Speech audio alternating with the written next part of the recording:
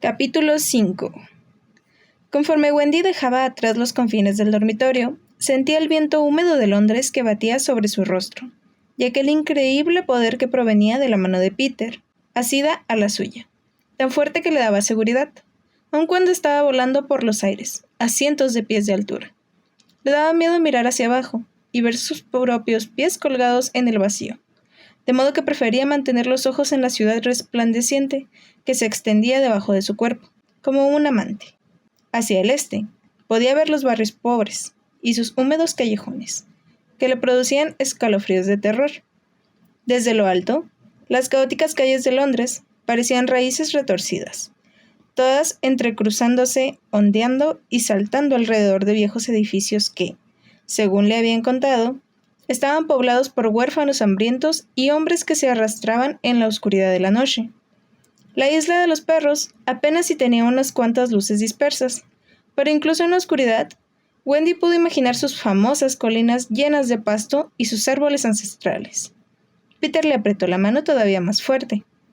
«Es increíble, ¿verdad?». Michael gritaba de felicidad, mientras que John se hallaba perplejo y se había sumido en un silencio de asombro. Wendy sentía que su corazón iba a explotar de alegría. Peter los llevó en dirección al este. Atravesaron sobre las grandes extensiones del Palacio de Buckingham y vieron los jardines, que en la noche parecían manchas negras, vistos desde arriba. Desde esa distancia, Wendy pudo distinguir las elevadas puntas de la abadía de Westminster, mientras que debajo de sus pies estaba la estación Victoria, bulliciosa, incluso a esa hora. Peter los llevó un poco más bajo para que pudieran ver el Parlamento, y volteó a ver a Wendy. Un segundo, mientras ella daba un grito de gozo al ver el majestuoso río Támesis, tan caudaloso y ancho que parecía una enorme serpiente que se abría paso por medio de Londres, queriendo devorar todo a su paso. Luego, pasaron por la Galería Nacional, y Peter aceleró el vuelo jalándolos tras de sí. «¿Quieren hacer algo divertido?», dijo Peter, al tiempo que se lanzaba enclavado hacia abajo. Wendy trataba de mantenerse bien asida de la mano de John y de la de Peter, mientras el viento empujaba fuertemente a su alrededor, y los sacudía como si fuesen un listón en el aire. Peter los llevó hacia abajo, cada vez más y más, hasta que Wendy pensó que a esa velocidad iban a estrellarse contra el suelo.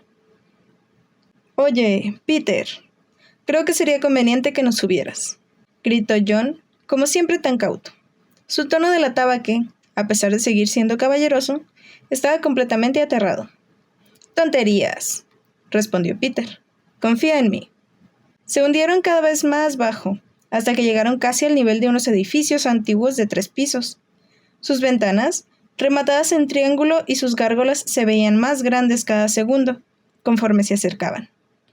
Peter se dio la vuelta, y su brazo tiró de Wendy para que ella también cambiara la dirección, al igual que los chicos al final de la fila. Contaba con que los niños lo seguirían a lo largo de la avenida. El chico que volaba dio un alarido y aumentó la velocidad. Las luces en torno a ellos se volvieron borrosas. Wendy sintió que una sonrisa afloraba en su rostro, mientras planeaban entre los edificios, de arriba a abajo, al ras de las calles empedradas. Tan bajo que en un momento, John casi queda enredado entre la ropa colgada de un tendedero. Aminoraron la velocidad del vuelo. Wendy observó las ventanas iluminadas a su alrededor, que eran como parpadeos de vida con los que jamás hubiese soñado. Un niño indio se les quedó viendo a través de la ventana. Sus ojos se iluminaron al ver a Peter, mientras que sus padres bailaban y reían al fondo de la casa. Una pareja que se gritaba el uno al otro mientras jugaban cartas. Un grupo de trabajadores de la dársena, de pie en la calle, bebiendo. Un hombre sentado en una silla que miraba hacia una pared mientras murmuraba para sí mismo, con una marioneta en cada mano. Una mujer de ojos imposiblemente oscuros que leía recargada en una peligrosa cornisa, con una fina manta sobre sus hombros. Mientras volaban, Wendy se daba cuenta de lo pequeña e insignificante que parecía su propia vida comparada con la de todas esas personas, e incluso, cuando nunca llegara a conocerlos, ahora sabía de su existencia. Peter los llevó de nuevo al ras del suelo, de modo que podían oler la vida en las calles, el pescado podrido en los patios, los panes tibios enfriándose en las cornisas, el hedor de basura y vino. Se escuchó un grito en lo profundo de un callejón, y Wendy vio dos sombras que convergían el resplandor de un cuchillo. Comenzaron a subir de nuevo, cada vez más alto y más lejos de la ciudad. Volaron sobre el Támesis, y se tomaron un momento para rodear el Parlamento, iluminado de suave luz dorada. Pasaron por encima del Big Ben, tan cerca que Wendy pudo ver los nidos de las pequeñas golondrinas en sus bordes. Luego, bajaron hacia el río, y Peter los condujo hacia el puente de la torre, un faro de luz en medio de la noche. Los niños volaron todavía más bajo, tan cerca del agua, que Wendy podía ver su propia sombra dibujada sobre el agua oscura. Escuchó una risa detrás, y al voltear, vio que Michael estaba chapoteando su pie en la superficie del río. Se reía a carcajadas cuando el agua le saltaba hasta los muslos. Wendy dejó escapar una carcajada de pura felicidad, seguida de una risa histérica. Jamás se había sentido así de libre. Esto debe de ser lo que se siente estar realmente viva. Durante mucho tiempo, se había sentido atrapada en salones de visita y salones de clases. Aquí, flotando en el aire, con este extraño chico, podía sentirse libre, aun cuando fuera solo por un momento. Sonrió al ver hacia el puente de la torre, que parecía imposiblemente largo, un mastodonte de vigas y luces que se elevaba sobre las aguas, apuntando sus bastiones hacia el cielo. Wendy solo había visto el puente desde lejos, mientras iban en el carruaje, desconectada y ajena a todo lo que decía su padre acerca de los puentes basculantes, la hidráulica y la gloriosa arquitectura. Ahora que volaba y pasaba por debajo, estaba maravillada por sus vigas de acero y sus cables aparentemente frágiles, como si diera una impasible mirada hacia el futuro. Peter miró hacia Wendy, y de nuevo, ella se sintió atraída por los rasgos de su rostro, la línea firme de su quijada, la manera en que su cabello rojizo volaba en el viento, sus mejillas infantiles en un rostro masculino. La alegría que irradiaban sus ojos mientras volaba era contagiosa. Él se dio cuenta de que lo miraba, y trazó una amplia sonrisa. «Apuesto que tus padres nunca te mostraron algo parecido», dijo. Wendy se sintió mareada al agitar la cabeza para decir que no. «Es obvio que no. ¿Cómo podrían hacerlo?» Peter miró hacia los chicos, quienes reían al dar la vuelta por la base del puente y empezar a subir. Sus cuerpos pasaban peligrosamente cerca de uno de los gigantescos pilares. John le señalaba a Michael algunas de las características del puente mientras volaban. «Mira, Michael. ¿Puedes ver cómo los cables se sujetan a los pilares? Papá me dijo una vez que este es el primer puente basculante de su tipo». Por supuesto que también a él su padre le había hablado acerca del puente. Ella, no obstante, sonrió. Al menos ella sabía que el príncipe y la princesa de Gales habían estado presentes cuando le dieron nombre al puente, y que había sido todo un acontecimiento. Peter los llevó hacia la mitad del puente, y luego hacia arriba, hacia el costado de uno de los muelles, y giraron alrededor de las esculturas de piedra. «Este es granito y concreto de Cornualles», le gritó John a Michael, quien se limitaba a reír encantado por lo que miraba tras de sí. «John, ya cállate», chilló el niño, y John agitó la cabeza decepcionado. «A mí me parece muy interesante», le dijo Peter a John. «¿Granito de Cornualles dijiste?» John se ruboreció de felicidad, mientras que daban el último salto alrededor de uno de los cortafuertes que hay en lo alto de la torre este. Wendy pudo ver, sobre las aceras de la torre, las tenues siluetas de las mujeres de la noche, como su madre las llamaba, tristes criaturas desesperadas por encontrar hombres lujuriosos. «¿Qué dicen, chicos? ¿Están listos?» Los tres niños miraron hacia Peter, mientras él los llevaba hacia lo alto, lejos del puente. «¿Damos un pequeño paseo por el país de nunca jamás? ¿Quieren vivir esas fantásticas aventuras que nos están esperando?» Los niños hicieron estallar una aclamación escandalosa y Wendy hizo una delicada inclinación de la cabeza para mostrar su aprobación. Michael reía enseñando todos los dientes, y luego volteó a ver a su osito. «¿Vamos, Giles? ¿Vamos al país de nunca jamás?» En ese momento, Michael, que quería alcanzar a su osito para abrazarlo, se soltó. «¡Michael, no!», gritó John al ver que resbalaba la mano de su hermanito. Michael soltó un agudo aullido, al tiempo que se precipitaba hacia la oscuridad. Wendy empezó a gritar su nombre. De pronto, Peter soltó su mano y la dejó caer al vacío junto con John, tan rápido que ni siquiera alcanzaba a comprender lo que sucedía. Peter había desaparecido súbitamente, y los había dejado solos en medio del cielo, con las aguas oscuras allá abajo en la distancia. El cuerpo de Wendy daba vueltas conforme caía, sus manos abiertas frente a ella, como si pudiera con ello detener su caída. John caía al lado de ella, gritando «¡Papá!». Caer era todavía más rápido que volar, pensó Wendy con horror. mientras iban en picada en dirección al Támesis. Entonces, vio a Peter encima de ella, luego a su lado. Michael estaba montando sobre sus hombros. «¡Toma mi mano!», le gritó Peter a Wendy, y su mano se extendía y ella agitaba los brazos para alcanzarlo. Por fin, sus dedos hicieron contacto, y su caída se detuvo como si el instante de la caída simplemente hubiese dejado de existir. Enseguida, ambos se impulsaron de forma resuelta en dirección a John, cuyo cuerpo seguía cayendo y dando volteretas. La carta de Bot escapó del bolsillo de Wendy y revoloteó ligera hacia el Támesis. Wendy sintió que el corazón le daba un vuelco al darse cuenta, pero estaba concentrada en ese momento en salvar a su hermano. ¡Alcánzalo! Wendy se lanzó hacia la pierna de John y sujetó su tobillo con fuerza. De pronto, todos se quedaron suspendidos en el aire. Una familia flotante. Los sollozos de John se apagaban rápidamente, pero se volteó para ocultar el rostro de Peter. «Lo siento», dijo Peter respirando agitado. «No podía atrapar a Michael y sostenerlos a ustedes dos. Era mejor atraparlo a él y después alcanzarlos a ustedes volando de regreso hacia arriba». John se impulsó hacia arriba y cambió su tobillo por su mano, para ponerse derecho. Michael lloraba asustado. «Lo siento, John, se me olvidó. Es que quería abrazar a Giles». «Está bien, Michael. Fue un accidente», dijo Wendy tratando de consolarlo. «No, de ninguna manera». «No está bien», gritó John. «Pudiste habernos matado a todos, Michael. ¿Entiendes lo que hiciste? ¿En qué estabas pensando? ¿Estás mal de la cabeza?» «Déjalo, John. Estás siendo muy duro con él», le recriminó Wendy. «No. Tiene que comprender. Pudiste habernos matado por ocuparte de tu estúpido oso de peluche». John sujetó a Giles y lo arrebató de la mano de Michael. «No, John, no lo hagas», lloriqueó Michael. «Tienes que aprender la lección. Ya no eres un bebé». Y con esas palabras, John arrojó a Giles al vacío. El osito se precipitó en silencio hacia la noche oscura. «Giles, no». Michael se abrazó al pecho de Peter. «Sé que estás asustado, John, pero eso no te da excusa para desquitarte con Michael. Solo tiene 5 años», dijo Wendy con justificado enojo. «Tiene que crecer», soltó John. «Vamos a un lugar donde viviremos verdaderas aventuras. No es momento de ponerse a jugar con muñecos de peluche». Peter observaba en silencio la discusión familiar, y se aclaró la garganta. Suavemente retiró a Michael de su abrazo, y lo tomó de la mano, colocando a Michael del otro lado, y a John al final de la fila. Luego, le levantó el rostro, y lo miró a los ojos, inundados en lágrimas. «John tiene razón, Michael. No debiste soltarte de su mano. Es muy peligroso», dijo Peter. Y luego sonrió y sus ojos se iluminaron de dicha. «Pero, ¿te gustaría ir a un lugar donde no tienes que crecer nunca jamás?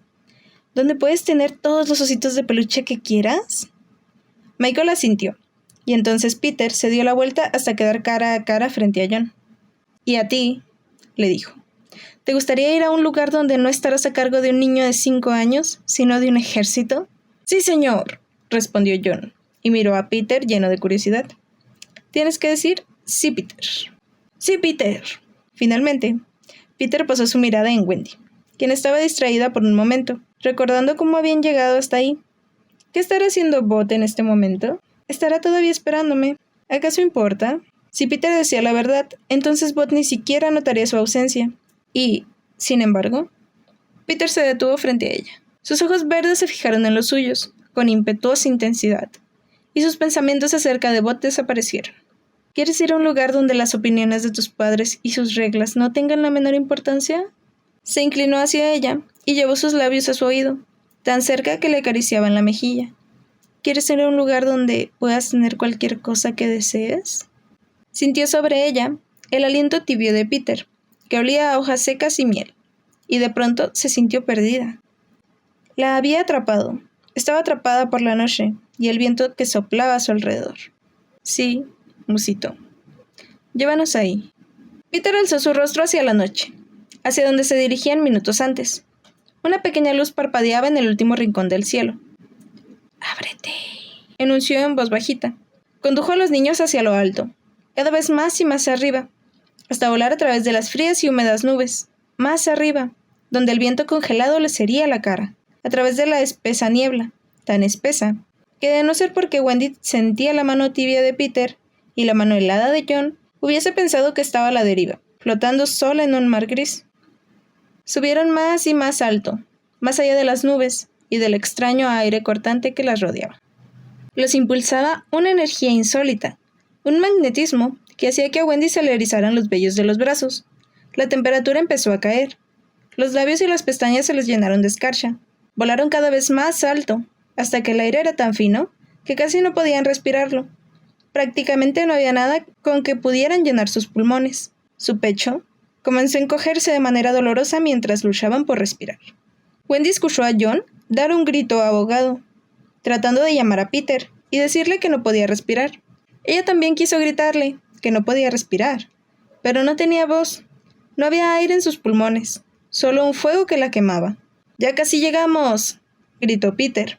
Wendy sintió que se le cerraba la garganta y sus pulmones golpeaban contra su pecho, como si quisieran escapar de las costillas, desesperados por respirar. Se dio cuenta de que la mano de John se sacudía violentamente, como si quisiese soltarse y caer ante la dificultad para respirar. Estrellas oscuras se dibujaron en su campo de visión, a punto de caer desmayada. Un impulso la hacía querer soltarse de la mano de Peter, para agarrarse a la garganta, para sujetarse a cualquier cosa que le permitiese respirar. Incluso, caer al vacío hubiese sido mejor que esto. Al menos allá abajo encontraría aire. Y de pronto, la asfixia llegó a su fin. El cielo estalló en miles de luces fragmentadas ante ellos, completamente abierto, como una entrada a otra dimensión. El cielo protector parecía curvarse para envolverlos. Luces color violeta y azul parecían gotear del agujero de luz abierto en las estrellas. Se reflejó sobre sí mismo, como cristal derretido que comenzó a formar una espiral hacia la izquierda, formando un remolino de estrellas y bruma de colores entremezclados. De la estrella soplaba un aire dulce, un glorioso y tibio, y delicioso aire dador de vida. Wendy aspiró con pulmones ansiosos. Cada respiración la hacía sentirse más viva. John y Michael también hacían lo mismo. «¡Lo lograron!», dijo alegre Peter. «Es difícil la primera vez. El aire se vuelve muy fino a estas alturas. Puede llegar a ser un poco desagradable». «¿Un poco desagradable?», reprochó Wendy con tono molesto.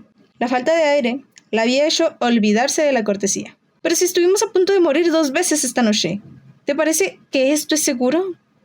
«Nunca estuvieron en verdadero peligro», dijo Peter y entrecerró los ojos antes de soltar un resoplido de burla. «Yo jamás los expondría a algo que pudiera lastimarlos, Wendy darling. El país de nunca jamás es el lugar más seguro del mundo. Nadie quiere irse de aquí». Agitó su cabeza con una sonora carcajada. «Y tú, niña bonita, vas a entender de lo que hablo cuando lleguemos». Wendy se sonrojó ante el halago y escondió el rostro. Peter se dio la vuelta hacia la entrada, que se abría ante ellos, la espiral que zumbaba en el cielo al batir sus brillos. Mirar a través de aquella entrada era como ver a través de un portal cósmico. Dentro de aquel espacio había otras 3 aberturas cuyos bordes cambiantes se estremecían con la luz. Una de las ventanas daba hacia un mundo donde había estrellas que se transformaban. En la otra se mostraba un cielo rosa y naranja que irradiaban luz y vida. Y en la última había 3 lunas, brillantes, que resplandecían como soles. Sin embargo, Peter los condujo hacia la otra entrada, un mundo en el que había un cielo perfectamente azul, intachable, un azul tan intenso que quemaba los ojos. «Ábrete», susurró Peter por segunda vez. La ventana del cielo azul parpadeó y empezó a extenderse. El centro de la espiral de luz se abrió abarcando la ventana de Peter. La luz se expandió, en la misma forma del túnel que los chicos habían visto en su dormitorio. Hubo un momento de silencio cuando los Darling miraron hacia dentro del túnel y vieron otro mundo, el país de nunca jamás. «Bueno», dijo John, «ya que hemos llegado tan lejos, deberíamos ir». Peter dejó escapar una profunda y gozosa carcajada, y voló hacia adentro del túnel llevando consigo a los niños Darling. Wendy, por un instante dio un vistazo hacia sus espaldas y pudo ver a lo lejos el cielo nublado sobre Londres. Pero pronto la ventana se desvaneció, y todo lo que pudo ver fueron lucecitas que giraban en pequeños remolinos. Ella volvió la vista hacia adelante, dejándose arrastrar por el vórtice, hacia abajo, sujetando fuertemente la mano de Peter, que se estrechaba en la suya. Y antes de darse cuenta, ya era de día. Ella y sus hermanos y Peter flotaban en un cielo despejado y azul, tan brillante y limpio como el agua de una alberca. 1000 pies abajo, pudo ver una enorme isla verde que se alzaba por encima de un mar. El viento tibio y húmedo de la isla los envolvió. Peter estalló en una ávida carcajada. «¡Bienvenidos!», dijo. «Sean bienvenidos al país de nunca jamás, familia Darling». Atrajo a Wendy hacia él al tiempo que flotaban suavemente hacia un mundo nuevo y resplandeciente. Londres se desdibujó de su memoria, como se olvidan los detalles de un sueño desconcertante.